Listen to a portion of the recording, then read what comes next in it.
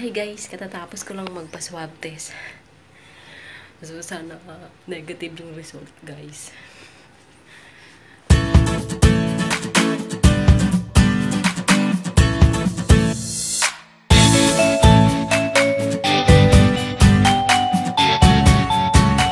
Hi guys, good morning. Andito pa rin ako na quarantine.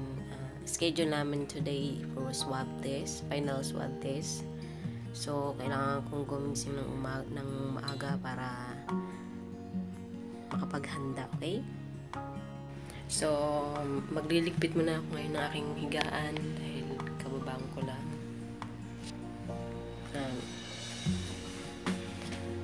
Bubuksan ko muna ng aking bintana.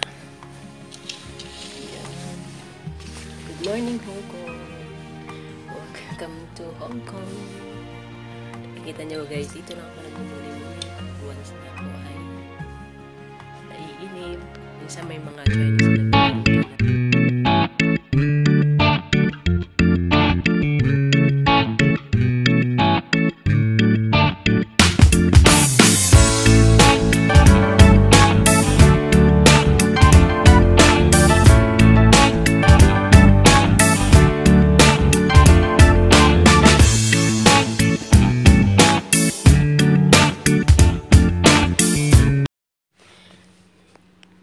So, punta naman tayo guys sa bathroom, sa CR.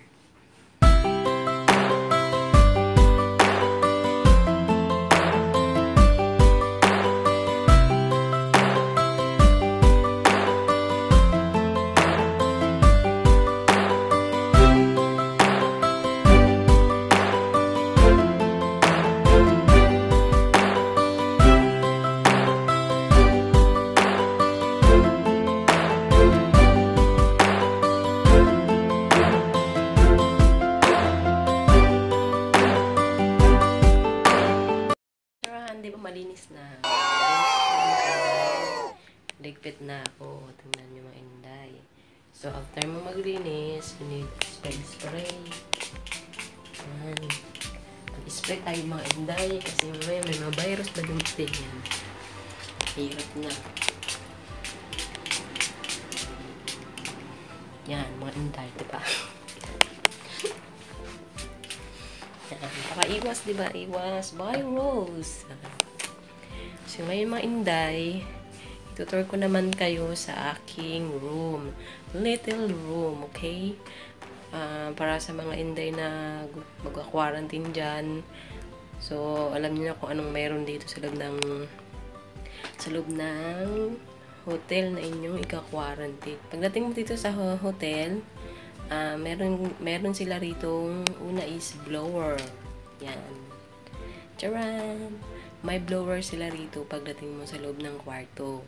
Kasi siguro iniwan nila ito, nilagay nila ito para kung sakaling maliligo ka, pwede kang magpatuyo ng buhok. Kahit sa gabi ka maligo, mag-shower ka, pwede kang magpatuyo ng buhok. Then, matutulog ka na nang hindi basa ang buhok mo, diba? Then, pangalawa, meron din dito sa hotel is yan, mini hot water. Isasaksak mo lang siya para kung magkakape ka, diba, mayroon kang init na tubig. Then, ito pa guys, remind ko sa inyo guys is, magdala kayo ng mga 3 extension na ganito kasi wala silang extension dito na 2 lang. Yung guys sa Pilipinas, hindi ganun parehas. Ito talaga ang mga extension dito lahat. And next is, meron dito si hotel, TV, yan. May TV sila dito. So, hindi naman kayo maboboring dito kasi may panunuran kayo. Yan. Then, punta tayo sa CR. Then, after dito is, yan, may closet. Tapos, ang harap ng closet is, yan, lababo, shower. Ito, binaba ko kasi guys. Ito, shower. May pa-shower.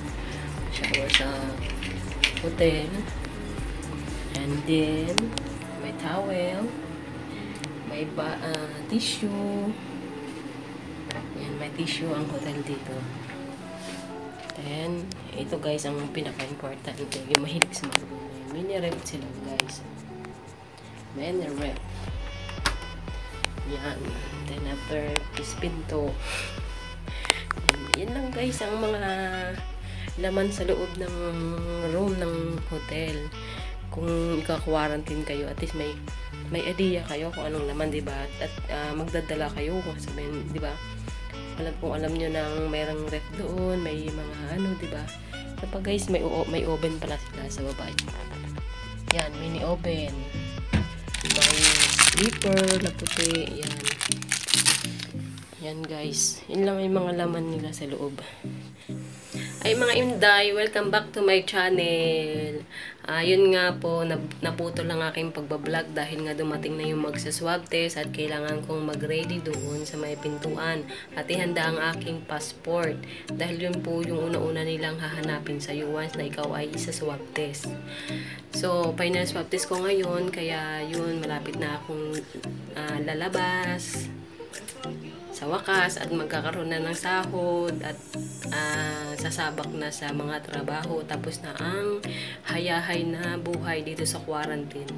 So yun nga guys, i-share ko lang sa inyo yung mga aking pinagagawa nung ako'y naka-quarantine dito. So kailangan natin gumalaw-galaw para hindi tayo ma-stroke. Para may malibang lang tayo, diba? So yun nga, i-share ko rin sa inyo yung mga konting laman ng itong aking room. So, may idea na kayo kung once na kayo pumunta dito, lalo na nga sa mga Inday dyan na mag-work dito as a domestic helper at ka-quarantine ng 21 days. So, kailangan ninyong mag-ready. Like katulad ko, first timer ako dito para magtrabaho sa Hong Kong at yun nga na naka-quarantine ako. So, bago naman ako dito dumating, nag-research muna ako at nagtanong-tanong ako sa mga friends ko kung anong mga pwedeng dalhin at kung ano ang mga meron pagdating sa loob ng quarantine, diba? Like food, ganun nagtanong ako. So, meron naman silang food dito. Provide ng hotel yun at ang employer mo base sa akin katulad nito. Sa akin po is meron akong breakfast, lunch at saka dinner. So, yun nga, parang magdala ng mga ibang food, diba? Mga supporting food. Then, mga kailangan nyo sa inyong mga katawan. Kasi nga, hindi kayo pwedeng bumili dahil naka-quarantine kayo, hindi kayo pwedeng lumabas, diba?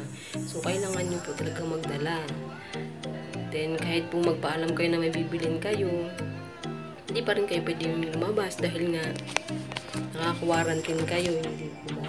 Saka naka-monitor po kasi may ganito kayo pagwas na narantin kayo, pagdating nyo sa airport pa lang, bibigyan kayo ng ganito QR.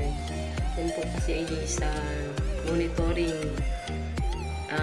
3 times a day yan sila mag-monitor sa'yo, na-connect po yun sa cellphone nyo. So kaya hindi kayo pwedeng lumabas kasi pag nalaman nila na lumabas kayo, may multa po yun. 25,000 Hong Kong dollars. So diba napakabigat, kaya kailangan nyo sumunod pagdating nyo dito. So, yan po ay base lang naman sa aking naging experience at gusto ko lang pong i-share sa inyo, sa mga Inday dyan. So, yung mga iba po na hindi ko pa nasabi sa inyo is ilalagay ko na lang sa video ko kung ano pong provide ng hotel or hindi provide ng hotel para may idea rin po kayo kung ano dapat yung dadalhin, di ba po? So, ganito na lang ako mga Inday. Thank you for watching. God bless you and bye-bye.